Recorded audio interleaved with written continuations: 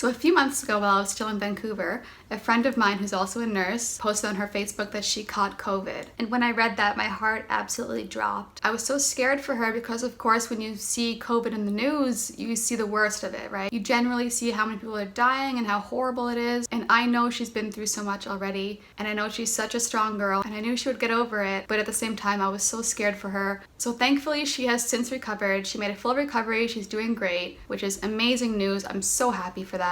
So she lives in Montreal, which is about a 5-hour drive from Ontario. And so when I got back to Ontario, I reached out to her and I said, hey, would you be willing to do an interview about your experiences as a nurse and also someone who has caught COVID? And of course, she agreed because she is absolutely amazing. So I made the trip to Montreal to go interview her. Does that mean there's a road trip video coming up? It's kind of a long video just because she's got such a cool story and she's such an awesome person. So I wanted to include as much as I could. Enjoy! Okay, so I'm here with my friend Cassandra. Hi! You are a nurse here in Montreal. Yep, I work at the Jewish General Hospital. How long have you worked there? Not long actually. It's going on like 3 weeks. That's it? Yeah, because I just graduated. Oh yeah, congratulations. Thank you. Amazing. Thank you, COVID, for not giving me a ceremony and just sending my diploma in the mail. You actually caught coronavirus. I did in end of April. Were you an intern at the time? No, I was actually working in a nursing home as an orderly. I did that before I became a nurse, and I caught it at work on a COVID floor because all of our patients had COVID. So I was actually at home with COVID and studying from like mid or end of April all the way until end of May. Actually, I was positive. I got my negative test like at the end of or beginning of June. You knew you were working on a COVID floor, obviously. Yes. So were you wearing masks? We were wearing masks. We were allowed 2 masks per shift, but in reality, when you're entering a patient's room that has any type of communicable disease, you are to take off your mask right after. Yeah. So it's 1 mask like per patient, you know. But because the shortage of PPE, we had to reuse the masks. We also wore like safety jackets and shields, and the shields were also reusable, so we had to like wash them down after each shift. Never felt clean, you know, like no matter how many times I washed it, like I always felt something. Did any other nurses catch corona? Oh yeah, like almost everybody did. Before I was diagnosed, there was maybe about like 6 employees at my location that got COVID, and they were already at home recovering. I was next in line, and then after me there was like a few other employees. But that also didn't count the employees that chose not to come to work because of COVID. You had employees that had COVID, and then you had the employees that just were like, screw this, like I'm not coming to work and risking my life. Yeah. So we were completely short-staffed for the longest time. So were you scared? Like, did you think that you were going to catch it? I had it like, I knew I was gonna get it because my immune system's shit, so I get everything. So I had a feeling I was gonna get it. Once I got it, the only symptoms I had were like fever, headache, body aches. That's it. And then like day 3 or 4, like, you know, you just feel like crap, like you don't have an appetite, you know? So I was like a bit nauseous, and I was just like not eating. 3 days went by, I was like, this is nice. Like, it's the COVID diet. I didn't have a cough, I didn't have a runny nose, I didn't have problems breathing, which are like the staple symptoms of COVID. My worst one was just having a fever, so that was pretty scary, and the uncertainty of maybe it'll take a different turn. I think I went through it for about a week. Wow. But the virus stayed in my body for like a whole month. I didn't go back to work until I had 2 negative tests. Once I got my second negative test, that's when I started my nursing job. I worked in a nursing home with semi-autonomous people, so a lot of them were in wheelchairs, couldn't really do much, and we basically had to feed them, bathe them, change them, and we're their supporters. That's all they had. And because of COVID, family members were no longer allowed to come visit. Right. These are individuals with like degenerative diseases, or like they don't really understand what's going on. So now that they're sick, they have COVID, their loved ones are not coming to visit them, so you can only imagine like what they're going through and what they're thinking. That was very hard. I think that was the hardest part, being there and trying to support them. They have like no clue what's going on. Did anyone pass away while you were there? No way. Yeah, a lot of people actually. It was when I was sick, so I wasn't physically there. Mm-hmm. And I remember some of my coworkers texted me and said that so-and-so passed away or this person passed away, and like they were just dropping like flies like every day. It broke my heart, you know, like you build a relationship with these people. Of course. You spend most of your days with these people more than with your own family. Of course. And the fact that I couldn't say goodbye, or like, it just broke my heart. And their families obviously couldn't come in to say goodbye, see them in that last moment. From what I heard, families were allowed to go see them if they were on their deathbed. Because where I work now, I'm in like a big hospital. I don't work on a COVID floor, but family's still not allowed to come unless the patient is really deteriorating. So, as you obviously know, things are starting to open again. Yes. What is your opinion on that? Where we live, like in Montreal, like numbers have been like pretty much steady. Like there hasn't been a rise in numbers necessarily. Montreal was like the epicenter, wasn't it? Yes. Of Canada? Yeah, it was like a petri dish. So it was pretty bad, and especially in like the lower income areas, understandably, and where I worked, like in nursing homes. Yeah.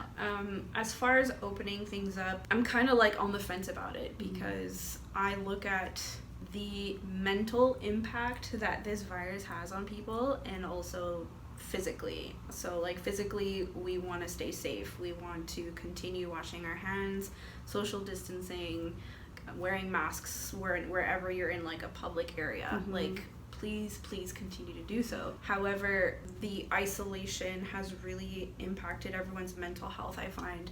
We are born to have human interaction. I'm not saying like they should open up clubs, but I think that everything opening up slowly will let us know if we're doing the right thing or not. If this second wave hits sooner than we hoped, then they're gonna have to shut everything down again. So you think there will be a second wave? I do, only because, I mean, in the past, in history, with there's always all the other viruses that we've encountered, there's always a second wave. And in history, isn't the second wave always worse than the first wave? Yeah. So that's good. 2020's not over. Yeah. Let's drink to that. Cheers. I think 2020 was bad. 2021, guys. Are you open to talking about conspiracy theories at all? Sure. Okay, good. I will shut them the fuck down. I'm sure you know this one. Hospitals are empty. Yeah, no. Beds are pretty much at max capacity. Nursing homes are just, you know, like petri dish filled. If you break a leg, let's just hope that they can see you at your hospital. And that's the thing, it's like if you're filming outside the hospital, obviously they're not having COVID patients on beds outside the hospital. No. They're inside. Like you have to go inside and go into the ward they're probably not allowed access to. No, everything is contained. Okay, what about the vaccine having a microchip in it? But you know what has a microchip? Your cell phone. Having some type of like piece of electronic device in a liquid that is injected under your skin, please explain, because I have confusion. And I'll be honest with you, like before I became a medical professional, I never had the flu vaccine. Not because I didn't believe in it, but like, I don't know, like my mom never really pushed me to get it. And I'm learning about this. I'm learning the history of the flu vaccine and how they're made and how they're tested, and like I get it, man. Like we all get measles vaccines, rubella, chicken pox, all these different vaccines. They fucking work. Have you had polio? No.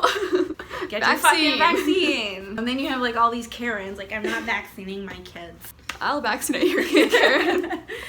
We're humans and living on this planet, and we are destroying it. I wouldn't be surprised if like something else pops up. If you just look at history and how like going back, like we had the flu, we had SARS like not too long ago. H1N1, like there's always something different. Herpes. So that herpes virus, man. It's going around. Damn, herpes season again. Sounds like my summer to me. Just kidding. If there's one that I want, it's herpes. I think humans are the virus of the earth. And the earth is trying to get rid of us, the same way your body tries to get rid of a virus. See, like, I'm more on that wave. We are destroying Mother Earth. We were put on this planet to, like, love it and nurture it and love each other, and we're just fucking everything up. Absolutely. Between racism and murder and all this disgusting shit that's going on, like the way we treat our planet and the litter, and I would totally vibe with that. Yeah. That makes more sense to me than Absolutely. like conspiracy theories. During COVID, I see people coming together, you know, but then, you know, there's the other half of the population that just, like, doesn't give a shit, and they're throwing their gloves and their masks on the floor. Oh, yeah. If I personally saw someone do that, I would punch them in the throat. Like, You're my favorite kind of nurse. Punch in the throat kind of nurse. How did you get tested? Did you get the swab up your nose? oh my god. I'm so scared of that. I've had everything in my life, and, like, from needles and surgeries and bullshit. This fucking swab, oh my god, it looks like a mini toilet brush. I shit you not. Oh my I was God. like, oh, it's a little Q-tip. No, like, there's like bristles on it. Yeah, and they like go right into your nose. Not in your nostrils, but like all the way down your nasal passage. In your brain. I'm sure she caught some brain cells. You pretty much have to like swab for 10 seconds. Why? You gotta get as much as, you know, secretions on there as possible to detect the virus. 10 seconds? Yeah, a whole 10 seconds, that feels like 10 hours. Oh my god. I've had the test 8 times. No! Yeah. No! Stop! That's 80 seconds! I've had it 8 times. The first one being where I was positive, okay? And then I had to go back and, like, get retested to make sure I was safe enough to go back to work. And so I would always be negative positive because you get false negatives. Yeah, you like know? pregnancy. Exactly. So you have to get 2 negatives in a row in order to be cleared to go back to work. So there's like different variations of it. First they go like in the back of your throat. So she's like, all right, it's just gonna be a few seconds in the back of your throat. So I'm like, Every girl knows that feeling. And funny enough, 2 days ago, I gave my first swab to Oh, somebody, no. and I was like, I'm sorry. Because I see so many things online, it's like, oh, just get the test. It's like a little tickle. It's definitely not a tickle. I could do it right now. If you No, want. no, thanks, I'm good. And try doing it No. try doing it on like a 95-year-old patient with dementia. It's not fun. Oh my god. Or like doing it on a toddler. Like Shit. you have to literally put them in like a Nelson. Wine, please. So did you ever consider like not going to work because you were worried or scared? No. First of all, like in school, like we take an oath. You graduate, you know, you're a nurse. Something happens, you have to go to work. If we don't go, no one's gonna go and take care of these people. Not once did I ever say like I'm not going to work. I know a lot of people did, and that's their choice, and I don't judge them for that. A lot of these people have families to take care of, and they have children at home, and like I get that. But then I had to call in sick because then I got COVID. That's amazing though. You're like such a hero. You're seriously a I wouldn't hero. say hero. No, you're a hero. I was doing my job. Your job is being a hero. What people don't understand is like, yes, kids are more prone to getting it. Yes, the elderly, but so are we. Yeah. And as soon as I got that negative, I was like, peace. Like, bye, Mom. Okay. So you mentioned that you're immune compromised. Yes. If you're immune compromised, meaning you had some type of like pre-existing conditions, whether it be cancer, diabetes, whatever. I had cancer years ago. It's been like 15 years, but my immune system is still like crap. You've had cancer and COVID. The 2 C's. The 2 C's. You have seriously, like, literally been through the ringer. I guess. It's been over like a long stretch. It doesn't matter. That's why I became a nurse. I work on a oncology unit, a post-op oncology unit. So we get a lot of patients that have had like serious surgeries because of cancer. It's just like I'm paying it back, I guess, but like I love what I do. Yeah. I guess it helps a little bit that I've been there. Yeah. So I can do like my daily nursing, but I'm also there in like another way. Like I'm just my attitude towards it is a bit different than every other nurse, I guess. Like, I know how to approach them and talk about it. Okay, so I know you, obviously. We met in Ontario. Yeah, man. In Toronto. Toronto. How long ago did we meet? It's been like 7, 8 years. Has it? So you've obviously lived in Montreal, you lived in Toronto, you lived in Mississauga. Yeah, I've lived in Florida. For some reason, like, Toronto just stuck with me. It's just such a cool place to live. Absolutely. It's so nice. And I had the best friends there. The best group of friends. I miss them so much, too. I always knew Quebec had, like, the Science and French. Yeah. I was like, okay, they have the English version, too. They used to. Because it's Quebec. Ici, on parle français, on parle pas anglais. Ooh. It's a beautiful province, don't get me wrong. Gorgeous. So much history. It's Yeah. like the oldest province. But there's a lot of things that I don't agree with. Right now, I am so fucking happy I'm Canadian. Oh like, my god, I've never been more happy in my life. we are, like, we have a lot of shit going on, but For like, sure. we are an amazing country. Absolutely. You know? So, in your opinion, catching corona, doing all your nursing school... Wait, sorry, do you prefer corona or COVID? Do you prefer? Ideally, neither. I just say COVID. It just slides off the tongue better. COVID. So, catching COVID, going to nursing school, was it worth it? Fuck yeah, it was worth it.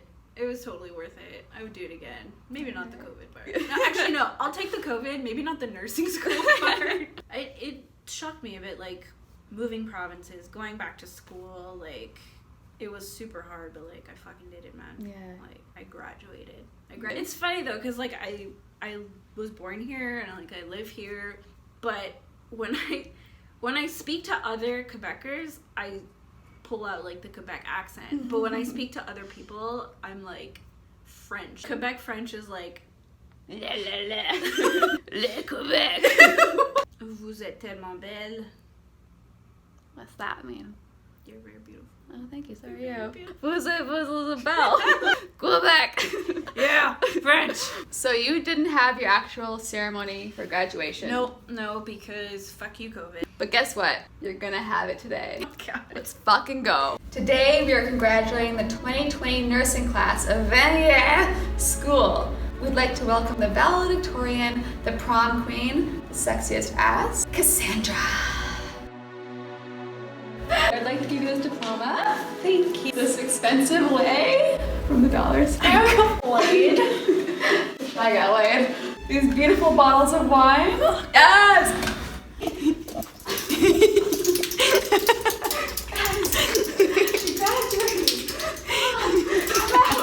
Yes or no? Would you fuck Trudeau? I totally would. Hey Pauline, Trudeau? Zaddy. Ooh, Trudeau is daddy. Okay guys, thank you so much for watching. Please show some love and support for her in the comments. She's an absolutely amazing person, and in my opinion, she is absolutely a hero. Thank you guys. I love you all. Bye.